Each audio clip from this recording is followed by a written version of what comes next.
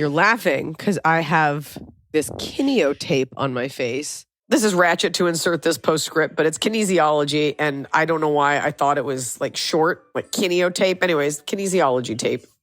But you won't be laughing when you see how young I look.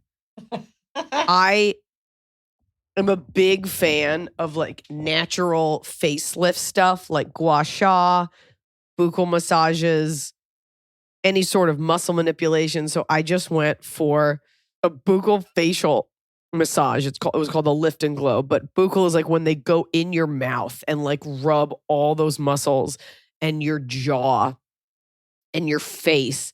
And I feel like I look 25. And then she was like, do you want me to tape your muscles with this like kineo tape? And I was like, okay, sure. Like it can't hurt. And so it's this tape you put on. She's like, after your muscles have been stretched, it's a tape that like, I don't know. It might be bullshit, but I was like, why not? It's falling off because I was eating an apple. But my skin, do you see how glowy my skin is right now? It is. The placement of the tape is like very like bulldog, like old man mustache, like that's the part you worry about. Like, jowly. I call it my Homer Simpson, like the area around your mouth that gets all the fine lines. I'm just like not into doing anything permanent or needle based. So I got this, and just having someone rub my jaw and my mouth flaps that I use so much. And I definitely fell asleep. Like, I don't know what happened in that treatment. I fell asleep so many times. I was just this like walrus pregnant woman, like, but get you if you don't mind it, you would hate it, but get you a buccal massage. Oh boy. She rubbed like all in my neck, my lips. Your lips, not on my face. Your neck's not your buccal. But the whole thing, it was that and just everything. Anyway, shout out to Kosha Spa on Ventura Boulevard. It's like a Russian spa with Russian technique. Loved it. Loved it. All right. Was that your first time there? No, I've gone for many other things. It's this cute, small spa. None of the pomp and circumstance, one of these big spas, and it's just great. And the owner, I don't know her name, maybe it's Kosha. Follow her on Instagram, and she like walks the walk and like does all these massage techniques. And I just feel like I got a little light chemical peel, the kind that you can still go out that night, and I just feel lovely. But I'm ready. And I'm ready to dive into the murk and muck that makes up all of our lives. I'm ready. Hello, podcast people. I've started planning my Christmas menu as we have people coming, including my vegan friend. Fine, I love making vegan food. And my husband has confessed that he's tired of turkey every Christmas. I've always been in charge of what we eat on Christmas, and he gets to pick New Year. I'm British, and this is all I've ever known. I even brought this traditional feast with me and made it every year for 15 years since I came to Japan. He's Japanese, and Japanese Christmas is not something I'm finding myself wanting to lean into. He suggested pizza, and I briefly considered divorce. I want my turkey and stuffing, but I will also be preparing a vegan alternative, plus something my husband wants, and I don't want to spend my whole Christmas cooking 3 big-ticket proteins. Any suggestions for a Christmas table that will keep my grumpy, turkey-hating husband happy? Love your work and can't wait for you to come back to Tokyo, Kat. Weirdly, I know how to say Christmas cake in Japanese, and it is Christmasu keiki. Oh, well. My husband taught me that. Are you sure he wasn't pranking you? After rigorous studying, I learned how to say Christmasu keiki. What's the big deal? It's the one thing. You live in a foreign country. You want to feel cozy. You want to make a turkey. He doesn't have to eat it. But I'd imagine they don't have like a ton of turkey demand in Japan. So it's probably pretty expensive. And it is a big bird. My dad doesn't like turkey. I think he just likes being contrarian. But little Cornish game hen, which is basically chicken. You could do that. I mean, I don't know. I would just say, or could you just do like a turkey leg? Could you just do a turkey breast? Well, so you need the turkey to put the stuffing in. So here's the thing. I'm not a big turkey person, so I think we're going to do just like a chicken and put the stuffing in there. But I feel like the other thing you kind of get away with is ham if you're like ham people. A big slice of ham. I feel like that's worse. Yeah, it's not. I feel like that's a worse animal to eat. Little turkey or just a turkey leg. I mean, obviously chicken. I mean, I think it would be unsatisfying to eat fish on Thanksgiving. You too. Another food for thought is the first Thanksgiving, actually, they ate lobsters because it was in Florida. I think in St. Augustine. So you could do lobster. And they got plenty of those in Japan. And that's a protein, Also, if you make like a super hearty stuffing that has sausage and stuff in it, you have potatoes. Like, does he need the turkey? He doesn't need a big tick of protein if he's got stuffing and potatoes and beans and whatever. He'll be fine. Wait, the husband was vegan. She wants the turkey. There's a friend that's vegan. So there's going to be turkey. She wants to do a turkey for herself. She has to do something vegan for the friend. And then the husband's like, also pizza. And it's like, fine, get him a pizza. Who cares? Let him eat a pizza in the corner like a gremlin. No, tell your husband, we do things Japanese 364 days a year. We're eating my turkey. This makes me miss home a little bit less. Okay. I'm not making this Japanese. We're not doing Wagyu sliders or sashimi or usuzukuri. None of it. It's my holiday. Damn it. Oh, it's Christmas. I'm sorry. I keep thinking, you know what? Eat your thing. But if you want something smaller, get a chicken. Other than that, I don't know what we're doing here. Your vegan friend can bring their own acorns. Don't people do like oysters and stuffing? Sometimes. I do like sausage. It's like a Gentile thing, right? Right? Probably. That's gross. I don't know. I don't think. I bet it's tasty. You just brought it up to say that's gross. I just think that like seafood and your stuffing. I don't know. I'm sure it's good. I don't know. Give your husband some bread. There you go. There's your protein. Bread is stuffing. Do the oysters in it. Everybody's happy except the vegan who can eat. Thanksgiving is actually a mostly vegetarian holiday minus the turkey, so they can just eat all the sides with like soy butter. Okay? Yeah. Don't come to a holiday if you're like, I've got special restrictions, then you're not celebrating it. I don't know. I'd be curious to know. It shouldn't be a nightmare for you to celebrate this. What is he cook? He gets to pick their New Year's meal, and it's like, I don't think of that as a big food holiday. So I'm wondering, like, what's he picking for New Year's? I think in Japan it is. We had a friend who is not Japanese, is Taiwanese, but brought over this like Japanese New Year's basket. And it had, I think it looked better than it tasted, but it had like 3 different kinds of shrimp and fish cakes and so like just like otoshidama. Otoshidama was a New Year's gift, but that's not what it was. Okay. I don't know where he got it, but it had a lot of stuff in it. So I think it's a big deal over there. I don't know.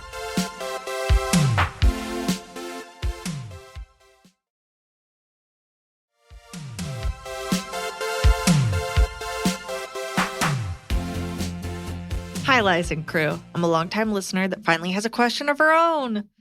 I've been seeing this guy since August, male and female, both 30. And I'd say the past 2 months, things have become more serious. We hang out and sleep over almost every day, go on trips together, basically act like a couple, but we have never had the official talk about it. A little backstory on him, he's just getting out of a long-term relationship where he was cheated on. I've tried to respect that and take things slow so he doesn't feel rushed into another relationship. However, he is the one that pursues me and the one that seems to take things to the next level. It has been going so good with us to the point where I've wanted to tell him I love him. Yesterday, I get a call from a friend who said she saw him active on Tinder this weekend. When I asked him about That's right, because he's wasting your time and happy to have sex with you and hang out with you and use you as a blowback cushion.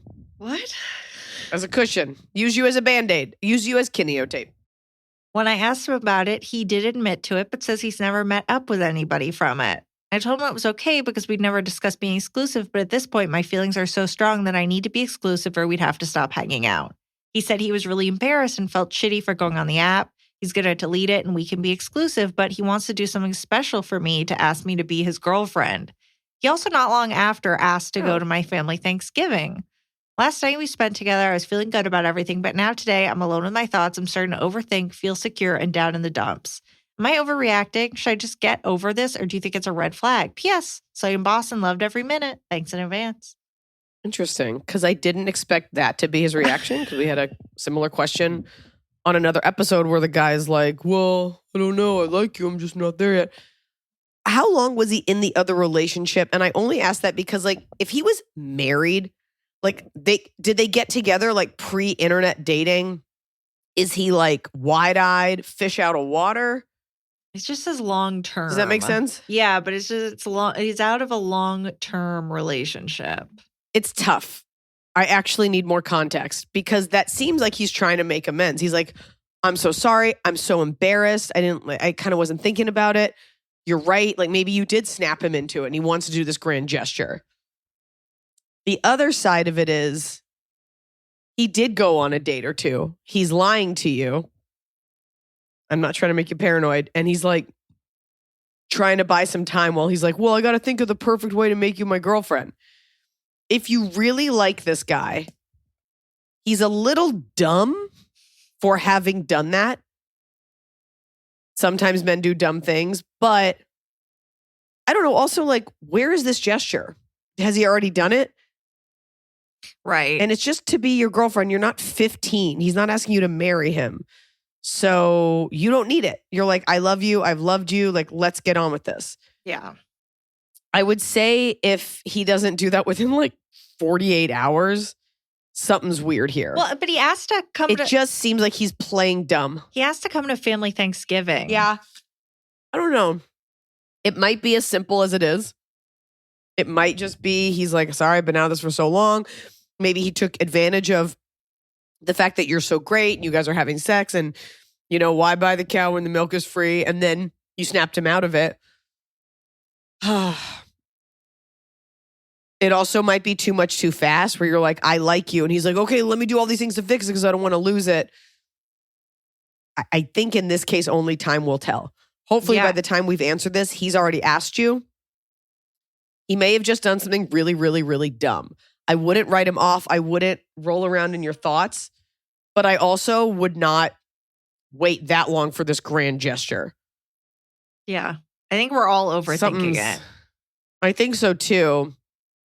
And so you were like, you went on Tinder and he's like, can I come to your family Thanksgiving? Because I'm so hungry. Or was it like, oh my God, no. Was he saying, I like you so much. How can I prove it? I want to spend more time with you. I'd love to. Who cares if he wants to come to your family Thanksgiving? Like people just showing up somewhere doesn't mean anything.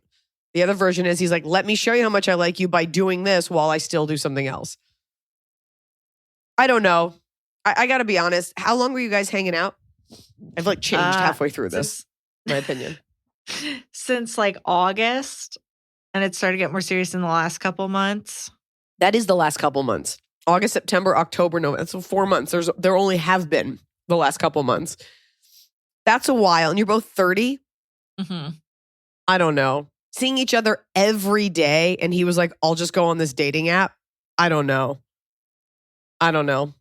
It's either you snapped him out of it and he's like, oh my God, I really do love her. I do feel bad. Or he's lying to you. Please don't leave us in the lurch. Please follow up. But also please don't hold your breath for some like crazy, at this age, he should be asking you to marry him. Like this is when people start getting ready to get married, not I'm going to ask you to be my girlfriend. Like don't be lame. Was he married to this other woman? I don't know. For like 15 years? That's just kind of. I don't think you say long-term relationship. I think you say divorce. Yeah, I just like, how much time do you really need? Like, how long were they together? I just need a little bit more to see if this guy's lame, an idiot, or just wounded. Please write back.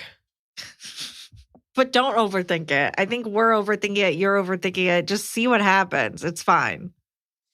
It's hurtful. All day, every day for 4 months. So much so that you've fallen in love with him and he was on a dating app. I don't see it with this guy, but stranger things have happened. Like going on a dating app when you're hanging out with someone 24 hours a day. Don't like it. Yeah. Also, and we never had the talk. Like, I don't know. When you guys really like each other, like you almost need to have a talk officially, but you kind of don't even need to have a talk. And the fact that that's what it hinges on is like, well, we never had the talk. I'm 20. Seems, all right, just tread carefully. For your sake, I hope he's an idiot. And you guys are happy. Dear Iliza, am I the asshole for not wanting my son to believe in Santa or the Tooth Fairy? Context. I am a single 33-year-old working mother of a 5-year-old boy. I have a very time-demanding job, and I want my son to know we have a house and nice things because of it. Sounds serious when I put it in writing, but I promise I'm not rubbing it in. I was having a conversation with my sister, 36, married, and she told me my nephew, 6, lost a tooth and was bragging about how much money the tooth fairy gave him. I jokingly said, well, he may not want to talk about that when he comes over for a sleepover this weekend because we don't believe in the tooth fairy over here. I could tell my sister became uncomfortable and started saying things like, I want my son to have an imagination, and so you're just going to tell him it's not real? I said, of course, I would never tell my nephew the tooth fairy isn't real. I just want to give you a heads up that I will be telling my son that it isn't real. I also mentioned to her she's in a traditional relationship, and in my opinion, recreating childhood experiences we grew up with, but we have completely different outlooks on the shared experience. I remember finding out Santa wasn't real and feeling really betrayed by my parents. I also feel like I support and encourage my son in ways I didn't get growing up with military parents, so I don't think my son's imagination will be stifled if I tell him these figures don't exist. I don't want my son, who I'm anticipating having the same reaction, to feel the same way. I also feel like she doesn't understand what it feels like to be a single mom.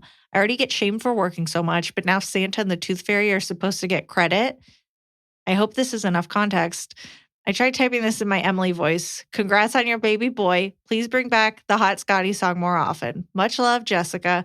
Not a nurse or grad student, but I do dispatch. P.S. You have said 2 times that I remember on the podcast, champions do more. And for whatever reason, it spoke to me. I try to live by that whenever life feels too hard. What are you on the women's soccer team? Well, to be fair, I think I stole it from LeBron James. And we'll play the Hot Scotty song now. Here it is. Hot Scotty number 1. Number 1, Hot Scotty. Hot Scotty number 2. Number 2, Hot Scotty. And there it was. How old your son? 5? 5. And the nephew is 6. There are millions and millions of people who are not Christian who don't believe in Santa. So don't worry about it. And the trick is not so much, does your kid already believe in Santa and you're going to tell him it doesn't? Or are you just like, there's no Santa? It just seems like there's no Santa. But I guess the concern comes in when the little 6-year-old is over like, yay, Tooth Fairy, yay, Santa. Merry Christmas. Right. That's tough. The issue is the other kids. Like, you don't want your kid being like, actually, technically, these things were originated in a pagan holiday, whatever. So you have to say to your kid, or just don't say anything. And because it probably won't come up. That's such a random topic. But let's say it does, be like, hey, we're not going to talk about that, and just put the kibosh on it. If you want to pull your son aside before and be like, everybody has different things they believe in. So if he brings it up, that's okay. Don't say anything. As far as the Tooth Fairy, nobody actually cares about the Tooth Fairy. Everybody just wants a bunch of money. They want $1 in quarters. They want glitter, whatever it is, a silver dollar. It's a nice lesson to teach your kid, like, this is a rite of passage. Bring me your tooth. Don't swallow it with your pudding, and I'll give you $1. There's nothing wrong with any of these things. Maybe it's easier for me to say, too, because I didn't grow up with Santa either. Like, maybe when I was very little, if it came up, but it definitely wasn't a thing being Jewish. And maybe this is a great time for your kid to learn a lesson about tolerating other people's views. But you shouldn't feel bad about that. You shouldn't feel bad about that. I thought it was interesting that you said, I'm the single mom. Why do they get the credit? Because they do get the credit for a while until he realizes it was you. But I wouldn't look at things like that, because there's going to be so much that you as a mother, and especially as a single mother, but just as a parent, you aren't going to get credit for until that kid has a kid of his own. So, and you're going to get blamed for things you didn't even do. And he's going to remember all these positive things that you don't even remember. But it's okay to raise your kid the way you're not hurting him. No, okay. But I think it's important to be aware of the fact, like, yes, totally. Don't raise them believing in Santa or the Tooth Fairy. It doesn't matter.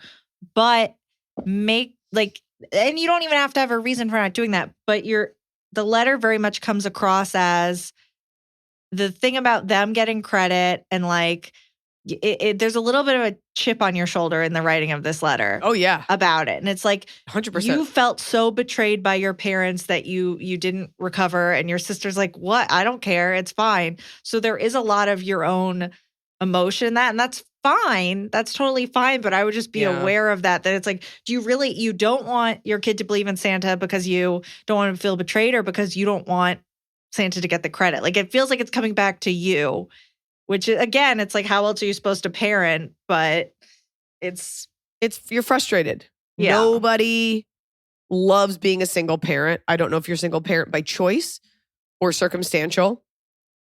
It's fucking rough. I am not one, but Noah is not here this week, and this is difficult. But I watched my mom go through it, and I watch close friends go through it. And I know when I'm at my limit and it's just me and Sierra, and I'm like, I can't imagine being like this all the time. But you're probably frustrated. You're probably fucking pissed. You're like, this is not this is not what I wanted. And you're right to be proud of the beautiful life you give him. But you'll have to just lead by example without reinforcing it. The kid's going to be ungrateful. All kids are. But just know you're going to give him the best life that you can, and he'll understand it. So that's it. Don't beat yourself up about it, though. You will get all the credit in the end. Yeah. You will be dead, but you will get all of it. It will be in a eulogy, but you will get all of it. Yeah. Hello, Iliza and Emily. I'm writing to you in hopes you can help me navigate a situation that came up with my siblings. I, 30-year-old female, have 3 sisters and a cousin who's really more like our brother, as he's very close with us. They all live within 20 minutes of each other, while my husband and I live about 45 minutes south. With being a full-time employee and college student, bachelor's, not a PhD yet, I try to see my family when possible, but really rely on family dinners to see everyone. Aside from them, we have our mom, who lives about 30 minutes north from them and an hour from me. My grandparents from Mexico. I don't need the directions. Been in town. This is a lot of information. Since my mom was longitudinally, we are not aligned. We've all been going up to my mom's house for dinner to see them all. And the times would be random and last minute, but we would all text a group chat to make sure we were on the same page. This past weekend, I found out my sisters and cousin were at my mom's house for dinner, but not a word about this to me. I only found out by seeing all their locations up at my mom's address. One sister tried to play it off as I should have just known, and they thought I would be there. Didn't know I was supposed to be a mind reader. I feel pretty hurt that none of them thought to message the group channel or text me, especially since one of my sisters was at work and she was alerted of the plans. I have no idea what caused them to do this, but I doubt it's malicious, but who knows? Not one of them has reached out to me since then, and the only one who has mentioned anything has been my mom, who I have never blamed for the situation. She's recovering from surgery and didn't even expect them to go over that day. I feel pretty upset still about it. I'm wondering how to handle the upcoming holidays. Should I forgive but not forget? Should I wait for them to reach out? Thank you so much for your advice. Sam. What do you mean seeing the locations at my mom's? What do you mean? Okay, so here's what I'm pretty sure happened. She was looking at the Find My Phone, like where you can track your friends or family. And so she was looking and she saw that her sisters and cousin were all at mom's house and she wasn't invited. But you do this once a week, right?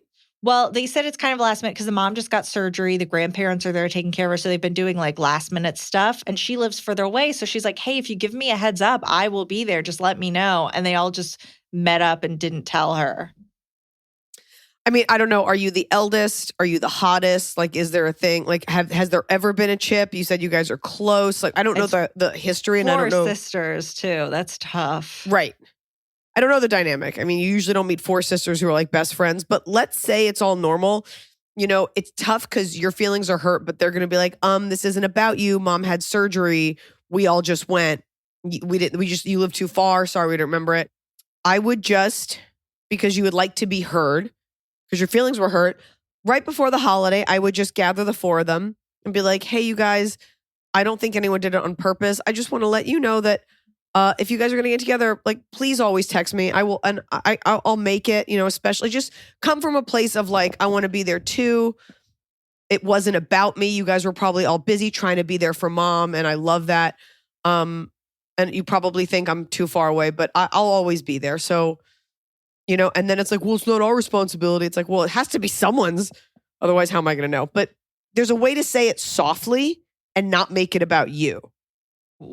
What were you digging for when you were checking all their locations? Like, Yeah, what's up with that? did you think that they were doing this? Is this the only time they've done this? If this is the only time they've done this, okay, fine. But I do wonder, it's like, why were you sitting there like, where are they all geographically? Is there a satisfaction in not inviting you? Are you the annoying one?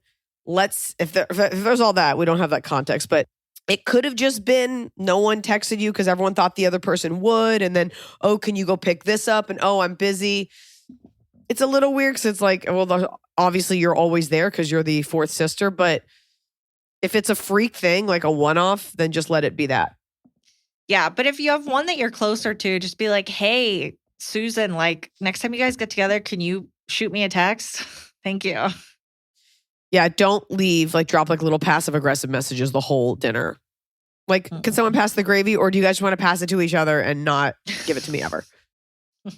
Unless they think you're funny and you can do that. Yeah. That's what siblings love, is to be needled. All I do to my brother. Like, don't sleep. I got you. I got something for you.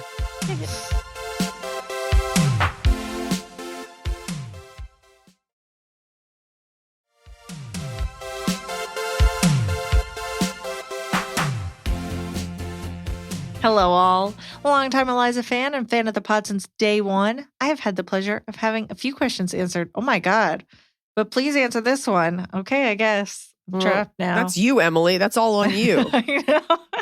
I don't remember people's names. I'm not putting them in a little book like never again. They've gotten their fill. Hashtag never again. That is exactly what that phrase is for.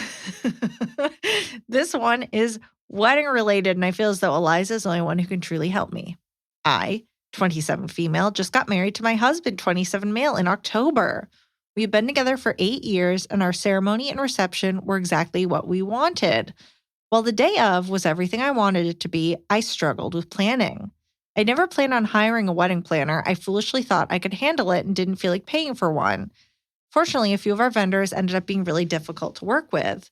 The coordinator for our caterer was kind of the worst. She literally never answered my emails. I would give her a reasonable amount of time to respond, but I had to call her every time to get her to answer the questions from my emails. Oof. She also confirmed a meeting with my mother and I at the venue and then didn't show. My mom went to their office, which was close by, but the coordinator was actively unpacking from a different event, acknowledged we had both agreed on the meeting, and gave a half-assed apology when she arrived over an hour late.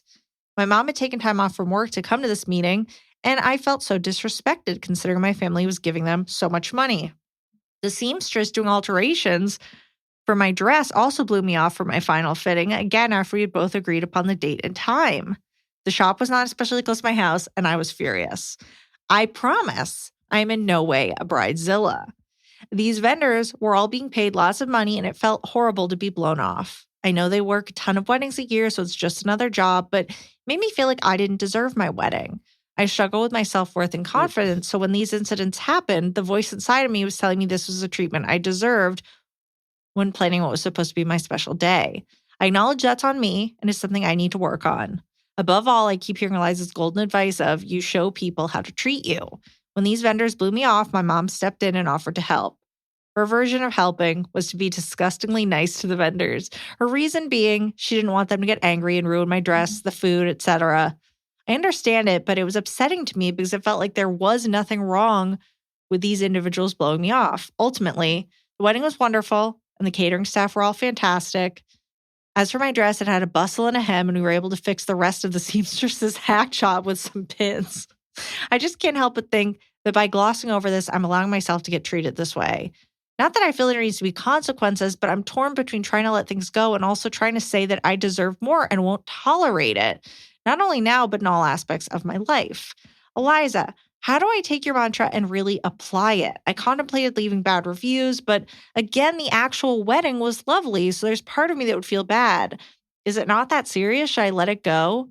Hearing your advice on the pod has already empowered me so much, and I feel like you were the only one who could truly weigh in. Lots of love always, Emily. And this Emily says, P.S.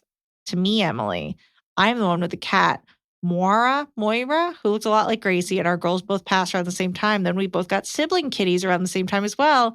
Hope your babies are doing well. My boy just had a urinary blockage, which was scary, but 2,200 later, he's better and eating very expensive urinary support food.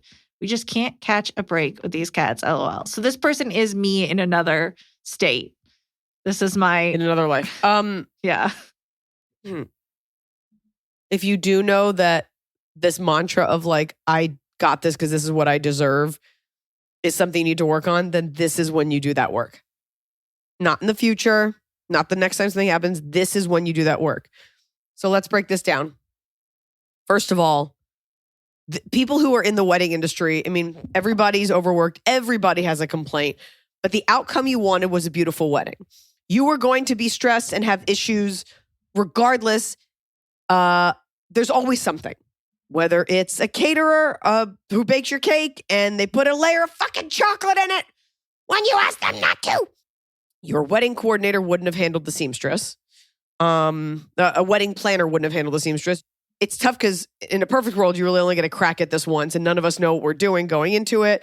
Or you hire a wedding planner and they don't do a good job and you're like, I'm paying you all this money. You need to get past the I'm paying you all this money. You are probably paying what is standard for your wedding food and everything else. It's not like you rented out the Taj Mahal. And I also wonder, the email thing is really, really frustrating. I've worked with people like that where you're just like, why can I not get these answers? If you would just answer me, I won't have the questions. There is a version, and I know that you're the client, where your questions were unnecessary. Where they're like, yeah, like we do this all day. Like we don't need to quell this because they did pull it off. So I don't know about that. The I deserve this thing. You have to work on this now. It all went fine. In 3 months, if you're still thinking about it and it will make you feel better to leave like a fair but not great review, then you should. You know, maybe go on there and read. Do other people have this experience? I find that people still will use those venues and those people because people assume like, okay, maybe not them, maybe me. Who knows? What sucks is all the people that disappointed you are people you were stuck with. This was the coordinator that came with the venue. And you are, if it makes you feel better, not alone. This is something that a lot of people have issues with. A lot of venues I looked at, we didn't go with because in the reviews, it was like, this place is gorgeous. The on-site coordinator is a nightmare. So it's kind of like contractors where I do think it's just like not a great industry. And that seems to be the knock. In the future, if you want to get what you pay for, you need to do more research. And you need to decide if your mom's being too nice. It's not about being nice or not being nice. They're not going to ruin it. No one's going to spit in your food. No one's going to dye your dress a weird color. Don't be afraid of other people's reactions if you are acting within your rights. You know, I'm okay, sorry, wasn't there. Then you need to know, great, well, then we have this time to get these things buttoned up to allay my fears. You have to learn to manage people. And you have to quiet that, I get what I deserve. All right, I'm sorry, I'm getting this weird day because I don't deserve a good wedding. You need to work on that now because that will, you don't need me to tell you this, like that will seep its way into your marriage. That will seep its way into anything that happens in life. And you will just become a person who just kind of takes what they get and you'll get upset about it later. The issue is not being upset in the moment. The issue is being upset in hindsight. And now you're just left with upset, which is marring this like beautiful day that you admit was perfect. So that starts now. Yeah. You know what to do. And I'm a person like your mom where it's like, if something's going wrong, I'm going to be extra nice to this person I now hate to try to fix it. And I'm just going to be angry at them. I get it. That wasn't anybody trying to disrespect you or say that you weren't worthy. That was just like, how do we get through this with as few tears as possible? Let's grin and bear it. Most people are not great at their jobs. And I will tell you from working with I had a website designer who kind of was like that, like was great at first and then slowly stopped answering emails. I would have like a lot of questions about things that weren't addressed. All of these delays started happening and, weeks would go by. And one point they were like, sorry, I've been dealing with other clients, like just shitty stuff. And I just stopped speaking to them. Everything had been paid. And they came looking for a recommendation. And I was just like, I'll never answer this email. Like, fuck you. So there is, you'll never there is that though. You'll never leave them a positive review. You'll never recommend them. You have that power. But if it really bothers you, you can leave a review, like I said. But yeah, you're not alone in the way that you felt, but it's up to you to decide how you're going to stand up for yourself in the future. Yeah. And get rid of that disgusting narrative in your head about not deserving, because no one's going to come along to be like, no, you do deserve it. Like, the world will just keep getting shitty. So this isn't about Bridezilla or not Bridezilla. This is about like this weird voice in your head that's obviously stuck down there deep from something that happened to you. It's enough. You got married, beautiful wedding, and that narrative is shitty, and you don't deserve that narrative. No. Okay, we have an update from episode 70. We are now at 260 something. So this was what took you so long? 15 years ago. Red Hot Update. Hey, Iliza, Emily, and the AIA Party Goblins. My previous question from January 14th, 2020 was around the fact that this elder millennial had lost well over 200 pounds, and my 12-year-old relationship with my partner at the time was spiraling to its demise. Well, that ultimately did happen. This is a man, by the way, a gay man. Well, that ultimately did happen. After 13 and a half years, June 2021, we decided to take a break in which he decided to completely move on with another guy in 2.5 weeks. And since has tried to recreate what we had by dating approximately 10 guys. Keep in mind, out of convenience and scared of a huge change, I continue to live as housemates in the home we built almost 2 years ago. We still have ties, 4 dogs, own a home and 2 cars, but are not friends. My question. March 2023, I moved out of Maryland. Is that how I say it? That word always gets me. Maryland. To Long Island. The state of Maryland? Yeah. Are you asking me how to say one of our states? Yes. How do you think you should say it? Because sometimes I feel like I say Maryland by mistake. Like, I feel like I just don't always hit it right. Like vinyl. Sometimes Emily, I'm like, what if I see vinyl? We're in charge of so much of my life and continue to be in charge of like a decent amount of business that I do. And when you ask questions like that, I'm like, are you an imposter? Like, are you secretly 6 cats in a house coat? Yes. Hey, I'm sorry. I want to make sure I get it right. How do I pronounce your name? It's like Lisa. Like, I'm just making sure. Meow, meow, meow. It's like Melbourne, Maryland. Maryland, you nut. Oh my God. I moved out of Maryland to Long Island, New York for a great professional and That you're saying personal wrong. opportunity. New York, I've got wrong. It's pronounced Long Island. It is. All right, go on. All right, so we moved to New York. Being single for almost 3 years now as a 41-year-old gay man who's a social, introverted extrovert, is really struggling to find the right guys to meet and have more than 3 to 4 days of conversation and then they disappear. I'm not an ugly guy, but I wouldn't say I am a stunner. Where have all the guys looking for a fun, long-term relationship with a good, talented guy gone? Let's do dinner, have a conversation, and not just jump into bed. Help. Do you or Emily know any nice guys looking for a connection? DMs welcomed. Admire and adore you ladies. Gary, formerly from Maryland, Long Island, New York. I'm sorry, Garrett. I don't have my pulse on like hot, available, decent gay men. I will tell you, they're not in New York City. No. That's definitely like ground zero for like, let's fuck and be nuts and be young. But that's very sweet. You know what's funny is I think so many people feel the way that you feel, especially as we get a little bit older and you've kind of come out of your shell. You've like shed these shackles, your domestic situation, your previous body, and you're ready to like share your life with someone. You're a little bit bitter that the ex like moved on so quickly and you're like, nanny, boo boo, like you're trying to recreate me. I'm sure there are more like, maybe not even conservative, but like gay commitment sites versus like Grindr or something, which I don't know what that's evolved to. You get what you put out. So keep putting it out. It's fucking hard, especially, did he live in the city or live Long Island? I mean, he's Long Island, New York. I don't know. I mean, okay, sorry, not the city at all. Long Island's like a super suburban place too, but you know, can you move to a gayer area? I would just start putting it out. I don't know anyone specifically, nor do I know anyone like in Long Island. But you put it out there. Good for you. And keep putting it out there. Just like any single girl, like keep asking around. And don't forget to keep enjoying like where you are in life and what you've created for yourself. Yeah. Maybe take a page from your ex's book and just move around a little bit. Nibbling up. Your Right, you cat, got a whole Emily, new is like pool of people.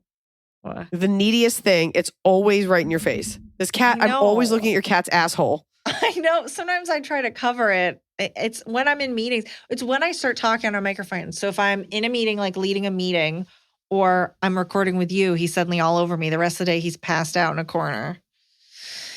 If he was a human man, he would be my husband. Gary, do you like cats? Kick it.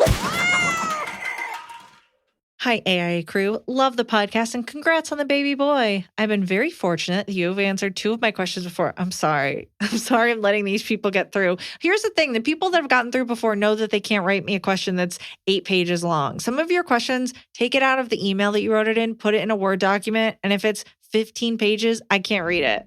It's not happening. So Feed it to an AI and be like, is this too much? All right, go ahead. Okay. All right, so start over. Sorry, go ahead. I, 32 female, grew up in Massachusetts, but moved to Florida for a job 6 years ago. I work as a video editor/producer for the marketing department of a local news station. Basically, when you watch TV, I shoot, edit, produce the commercials that market the news station. I originally wanted to work in a more creative field, but I fell into this industry right out of college when my parents were yelling at me to get a real job. After a few years, I was recruited from Massachusetts to Florida, and now it's the only industry I've ever known. About 2 months after moving here, I met my now husband, 30, male. Early on in our relationship, I told him that I couldn't see myself living here forever, partially because it's Florida and partially because of my career. He has lived his entire life here, so I wanted to be upfront about my intentions to leave before we got too serious. He said he had no problem leaving. He works in sales, so it is much easier for him to find a job elsewhere than it is for me. Since our wedding earlier this year, I set out to find a new job. I've had little luck since my experience is in a niche area of media. My husband, however, was offered a very big promotion within his company that would force us to move to the Baltimore, D.C. area. He starts in January, so I've been frantically trying to find a position there too. His promotion includes a higher salary, but not enough for both of us to live on. We've decided that if I can't find a job near his new position, I will stay in Florida until I do, or until my contract is up in June. I've been feeling very conflicted about this whole situation. I have a 10-year established career. Meanwhile, my husband has had 5 jobs in the 6 years we have been together, 2 of which he was fired from. One was not his fault. Company was run by a literal cult. His current job he's been thriving at, and I'm very proud of him for progressing in his career, but taken on a lot of the worrying about the future because he's nervous enough about doing well at his new position. All this being said, how do I handle the stress but still support him? How can I market myself to employers? Any advice on how to navigate this while not giving up my career would be appreciated. We don't plan on having kids, so giving up my career would somewhat cause me to lose my purpose in life. Oh no. Too long didn't read, TLDR. My husband's new job is forcing us to move, but I can't find a job in the new location. Is it okay that I'm upset at the prospect of living long distance or giving up my career for him? Anonymous. These are all very valid things. You are editing commercials for news stations. Do you have to do this at an edit bay in the studio, or can you do this from home? And you're saying she's also a producer. She's a producer, so I'd imagine has to be there like on the ground, like coordinating, like what's the ad going to be? Room. What's the shoot going to be? Yeah. It's a sure. specialized For the news. field. Yeah. Yeah. Well, if it's specialized, then there should be not that many people that do it. I don't really know what your question is. It's valid to feel this way. And what you're kind of saying is my job is specialized and a big deal. My husband's job is kind of bullshit and you let me know he got fired, which is like not a winner thing to happen because he was working for Herbal Fen. You kind of don't respect your husband's career path. And you're saying, I built this. I'm a woman in this weird field and I built this. I already don't want to be in Florida and now I can't leave. You're going to have to choose the lesser of 2 evils. And I believe if you work for a news station, which is usually a subsidiary of a larger faction, there are calls to be made on your behalf. You work for like a local, like Channel 2, NBC, have your boss call up north It may not be Baltimore. It may be a surrounding state or like a quick commute on a train or something. I would think about commuting, even if it's an hour. Isn't that better that you live with your husband? But I think you have a little bit of a chip on your shoulder because you're like, you're bullshit. I'm not. And now I'm stuck. And now we're moving again for you. I'm stuck somewhere else I don't want to be. You have to decide what is the life that you want to live and what are you willing to do it. And I would start pounding that pavement and getting creative with who I reach out to and where in the major Baltimore metropolitan area I'm willing to work. The problem is that you're viewing this, okay, you're married now, and you had always thought, oh, you'll get the job somewhere else and he'll have to move for you. But we have to also view this as the fact that you're saying, if you move up there and you can't get a job, his raise isn't paying enough for you both to be able to live on it. That should have been a consideration before you took the job. Like, that's an important factor that there's that. Good call. You're going to move there. He's going to have a raise, but your quality of life will be worse if you don't have a job at all. So we're past that though, but that was a factor. What you're really saying is your job doesn't matter anyway, and you can get one anywhere because you've had 5 different jobs in 6 years. So let me find my perfect job and then let's move, which he would do. Right. When he gets another job scamming old people out of their insurance money, whatever he does. So, but I will say, just being in my own relationship where just because you sign up and something's a certain way, I definitely, I have had a talk recently with Noah where I was like, I'm so used to me being the busy one. So when he's busy, it kind of like throws me off. But of course, he has a right to be busy and I'm happy for him. It's just, I don't know him to be as busy as me, and he is now. And so it's just a recalibration. But you need to either decide that you truly don't respect your husband's career path and be like, no, we're going to stay here. Fuck that job. We need to make like big strides so we can both live off of it. Or I'll just move there with you and we'll just scrimp and save. Or I'll just stay here in Florida and work really hard finding a job. Yeah. But if you've been doing this for 10 years and it's specialized, I feel like there are some people that you haven't tapped in your corner that can help you out. Yeah. Good luck. I mean, all your feelings are valid. At the end of the day, like, we can't solve it, but you are not wrong to feel frustrated. Yeah, don't 100%. We agree with you. That's annoying. It's really annoying. I have an update. Semi-hot update from dating standards question. Hi, Iliza and crew. I've got a mini update for you from way back. I wrote in over 2 years ago asking advice about moving in with my boyfriend at the time and maybe moving to Hawaii in the future. Eliza's advice was great, of course. The update is that after way too long, I finally broke up with that guy back in January and found out a couple months after that he had cheated on me throughout our 3-year relationship. I am now back in the dating scene a bit and have been told by a couple friends and my mom that I'm being too picky. I definitely have much higher standards now than I did before, but not unreasonable, in my opinion. Another friend said something along the lines of, if men are going to be trash anyway, you might as well find a hot one. So I'm curious what Eliza's thoughts are on having pretty high standards, especially when I now know I deserve much better. Side note, I'm 23 and not necessarily wanting to jump into anything serious, so maybe I shouldn't care so much if a guy ticks every box, but I don't really have the energy to put into even casually dating someone with no real potential or who doesn't align with me politically, for example. Thanks so much. Saw you in Vegas for my 21st and at the Hollywood Improv, and you always make my cheeks hurt like hell. Much love, Shannon. Hey, Shannon. Well, I'm not going to tell you that you're young because nobody wants to hear that. I'm sorry. Everybody wants to hear that, but nobody wants to hear like, you're young, you've got time. Right. Your standards are going to change. And that doesn't even mean, it could even be a lateral standard change. Allow yourself the breadth to explore people, have your mind blown, have your horizons expanded. You'll know things that are non-negotiable to you. And in terms of what you deserve, you're asking for the bare minimum. You're like, I don't deserve a guy that cheats on me. Great. We've established that you deserve to be treated like a person. You have the opportunity to just do whatever the fuck you want, date around, kick someone to the curb if they bother you. Like, it's fine. You don't need my advice right now. Standards being too high, I mean, And I was going to say, like, unless you're hideous, but the truth is, like, you get what you give, and you put that expectation out there.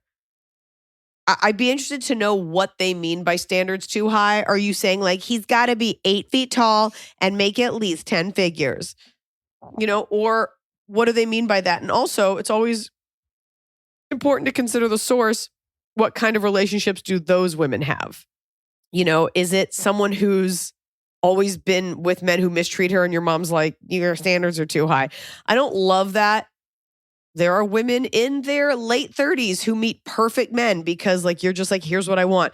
There might come a time where it's like, look, he may not have a stable of Arabian ponies. You might have to let that go. You stick to what works for you, and you'll meet someone who maybe doesn't tick all those boxes, but ticks different boxes. And then you realize some of those boxes didn't matter as much to you. So just give it a beat. You don't need to take their advice. You just kind of need to keep doing what you're doing, to be honest, especially at 23. You just got out of a 3-year relationship at 23. You're fine.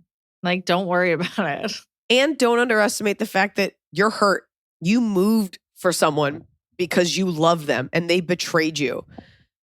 You want to make sure to not pass that paranoia and anger on to the next person.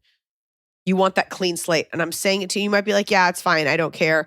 It will manifest itself in weird ways. So just make sure you get right with yourself, because that's awful, especially that young when you're so vulnerable. Yeah. I'm sorry.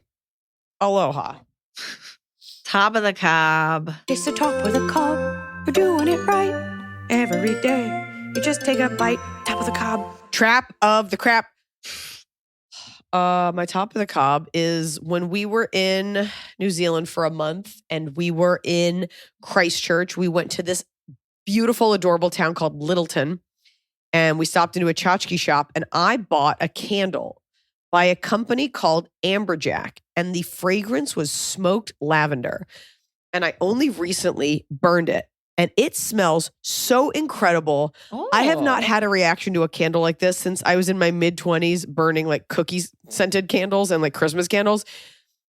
It smells so good that I almost want to call my stepmother-in-law and be like, that candle we gifted you, can I have it just in case you haven't burned it? Because we got her a smoked lavender one.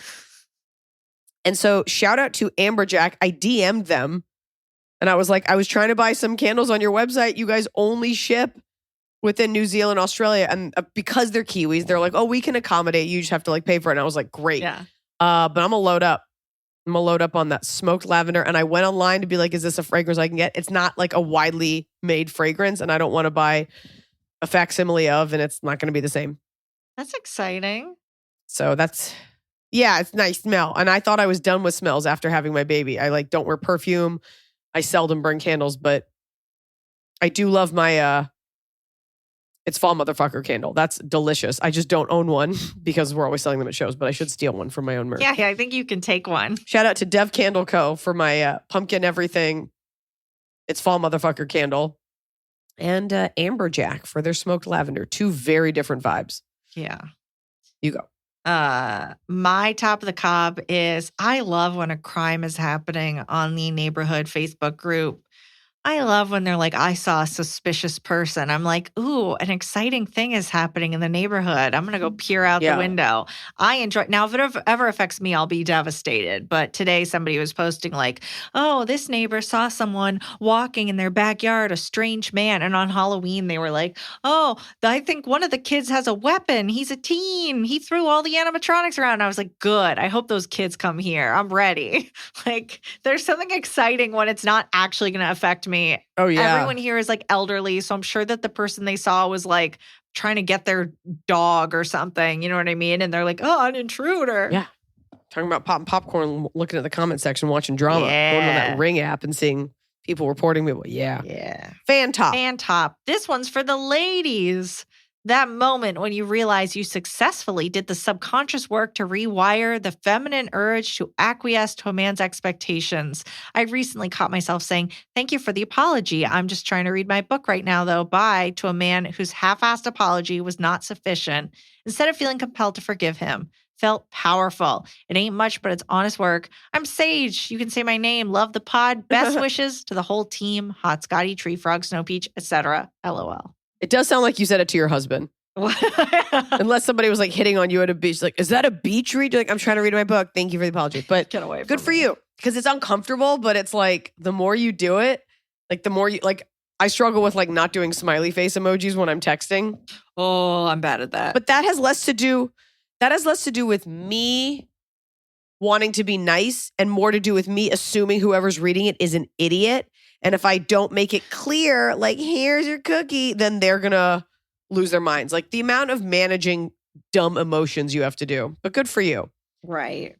Trying to convey a tone. Yeah, exactly. Well, that's also true too. Yeah. There's only so many words you can use. Sometimes you need emoji. Who knows what we did without it before? We just randomly attacked each other. What's your bottom and what's the fan bottom?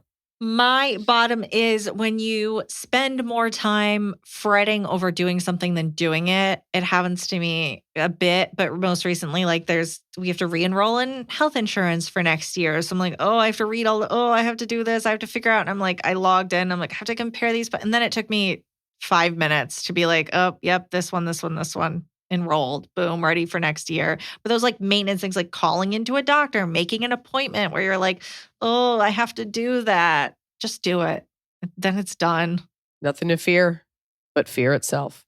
The fan bottom. I hear you. Just get it done. Yeah.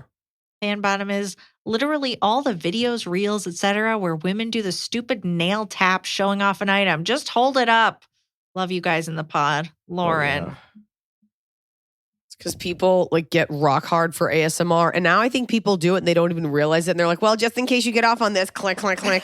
It is a sign of lack of intelligence. I said it. My bottom of the cob is I was home alone with Sierra, doom scrolling Israel, Palestine stuff, educating myself, but also giving myself service and just being anxious. And I heard what sounded like cannon fire outside. Not a gunshot, like large ammunition. And so I'm like, okay. So I like turn the alarm off. I go out of the gate. Like I go out there and it's like consistent. And I'm just like, what the fuck is that? It sounds like fireworks. And I was like, why would it be fireworks? And I'm like, oh, that's right. It's LA. Something's always awful. Someone's always losing their mind here. But it was loud and I live in a very hilly area and it sounded like it was right down the hill. So I text a friend who lives down the hill. I'm like, are you hearing this? She's like, it's so loud. So she went on this Facebook group page for our area. It was the opposite in my mind because I'm not going to share with everyone the thoughts that go through my head as a Jewish person living through this, but like I was like, this is a coup. Like this is like sleeper cells of Hamas, like on the streets of LA. Like this is when it happens. And we all were just sitting ducks. Like this is like never again is out the window. Like this is happening. And it wasn't that. It was the Grove Christmas tree lighting ceremony. And I was like, this sounds like we're at war. And if it was this clear, I live several miles away. Yeah, you're not close. Up several hills, not close. I'm like, so if you just live at like 3rd and Fairfax, are your eardrums just bleeding? It is funny to like be hearing like what sounds very violent, but is actually just like the celebration of the start of the Christmas season. It was fireworks that they were doing? Yeah, they're like, the tree is here. And I'm like, Jews everywhere are being assaulted. The tree is here, which of course you should still celebrate. But it went from like mass paranoia about like me as a Jew dying to like, have no fear. It's just a corporate Grove celebration of a corporate holiday. Enjoy unto thee. I bet they had free hot chocolate there. I don't think anything in LA is free. Is that the end of it? That's it. Do you want to give your feeling for the episode and say you're in Europe? Okay. By the way, in case you couldn't tell by my accent, I'm in Europe at the moment. So we recorded this a little ahead of time because in addition to all of my daughter's things, I could not bring a Zoom recorder. I don't know that there's a feeling for this episode. I feel like each question was kind of its own thing. And I guess it's always about like standing up for yourself. But I think the vibe of this episode was about reveling and enjoying what you have. Whether it's the woman who worked really hard for her career and you take a beat, whether it's the guy who lost all the weight and he's trying to find someone, reveling in like what you've built, or the girl who's 23, just reveling being 23. It's about taking a beat and assessing what you want and being very clear with the universe. about like, this is what I'm not going to give up. And I guess the goal at the end of the day is if what you want feeds your soul, even if you don't quite get it in the form you thought you did, I hate to be trying to be like, the journey was worth it. But like, that's why it's important to love your work or love your partner. Like, even if you don't get the marriage you want or the kids you want or the gig at the end of the day, like, was it all worth it to try? And hopefully the answer was yes. Oh boy. That's nice. That's nice.